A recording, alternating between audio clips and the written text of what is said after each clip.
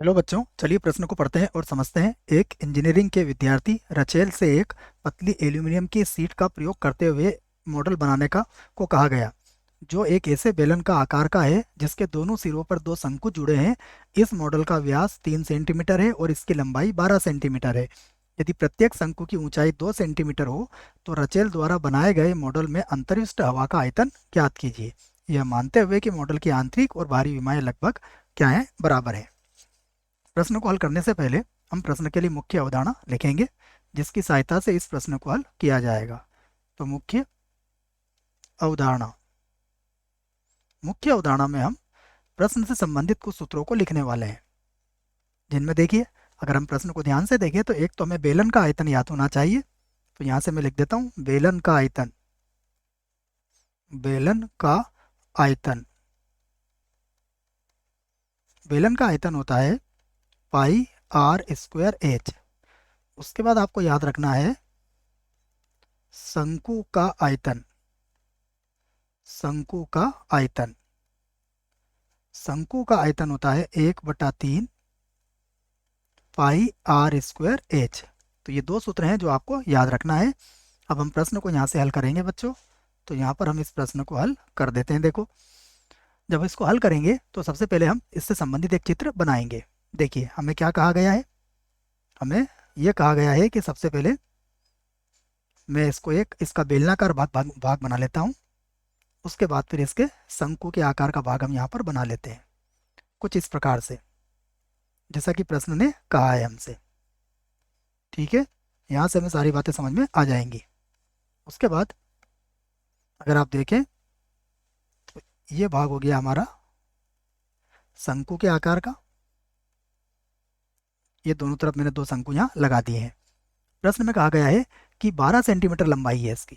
तो इसकी यहाँ से लगा के यहाँ तक की लंबाई जो है वो कितनी है, 12 सेंटीमीटर। ये पूरी लंबाई है 12 सेंटीमीटर। उसके बाद शंकु की जो ऊंचाई है वो 2 सेंटीमीटर है, अर्थात ये जो ऊंचाई दे रखी है हमें, ये कितनी है, ये है 2 सेंटीमीटर। ठीक है, तो इसका मतलब ये भी 2 सेंटीमीटर ही होगी। व्यास कितना दिया गया है इसका, इसका जो व्यास दिया गया है हमें, व्यास है 3 सेंटीमीटर। 3 सेंटीमीटर। तो हमें इसका कुल आयतन एक तरीके से निकालना है। तो सबसे पहले हम लिख लेते हैं यहाँ पर शंकु के बारे में। तो मैं लिख देता हूँ शंकु शंकु की ऊंचाई जो हमें दी गई है। तो शंकु की ऊंचाई को मैं क्या मान लेता हूँ, h1। शंकु की ऊंचाई हमें दी गई है 2 सेंटीमीटर। 2 सेंटीमीटर। उसके बाद हम बेलन की ऊंचाई निकाल लेते हैं। बेलन की ऊंचाई बेलन की ऊंचाई देखिए, बेलन की ऊंचाई को हम क्या लिख देंगे, h2। और ये कितनी हो जाएगी, 12 सेंटीमीटर में से आपको कितना घटाना पड़ेगा, 2 सेंटीमीटर इधर से और 2 सेंटीमीटर इधर से, अर्थात 4 सेंटीमीटर घटाना पड़ेगा। तो ये हो जाएगा 8 सेंटीमीटर। उसके बाद त्रिज्या जो है दोनों में बराबर ही है, इसलिए त्रिज्या को तो हमें अलग से लिखने की आवश्यकता नहीं है। तो त्रिज्या अर्थात r बराबर कितना है हमारे पास, व्यास 3 है, तो त्रिज्या हो जाएगी 3/2 सेंटीमीटर। अब हमसे जो पूछा गया है, हम कह सकते हैं कि रचेल द्वारा बनाए गए मॉडल में अंतर्विष्ट हवा का आयतन। तो यहाँ लिख सकते हैं हम हवा का आयतन। मॉडल में हवा का आयतन ऐसे लिख लीजिए आप, मॉडल में हवा का आयतन। हवा का आयतन देखिए, मॉडल में हवा का आयतन किस प्रकार से निकालेंगे आप। सबसे पहले तो बेलन का आयतन। बेलन का आयतन कितना होता है, पाई आर स्क्वायर एच। और हमने बेलन की ऊंचाई को कितना माना है, h2। प्लस कितने शंकु हैं इसमें, 2। तो 2 गुणा शंकु का आयतन कितना होता है, 1/3 पाई आर स्क्वायर, और एच की जगह पर कितना आ जाएगा, h1। अब यहाँ से अगर आप ध्यान से देखें तो पाई आर का वर्ग तो कॉमन आ जाएगा, यहाँ पर हो जाएगा h2, और प्लस ये हो जाएगा 2/3 h1। अब दोनों ही मानों को हम यहाँ पर रख लेते हैं। सबसे पहले पाई का मान अभी रख लेंगे हम, पहले आर का मान रख लेते हैं। आर का मान कितना है हमारे पास, 3/2।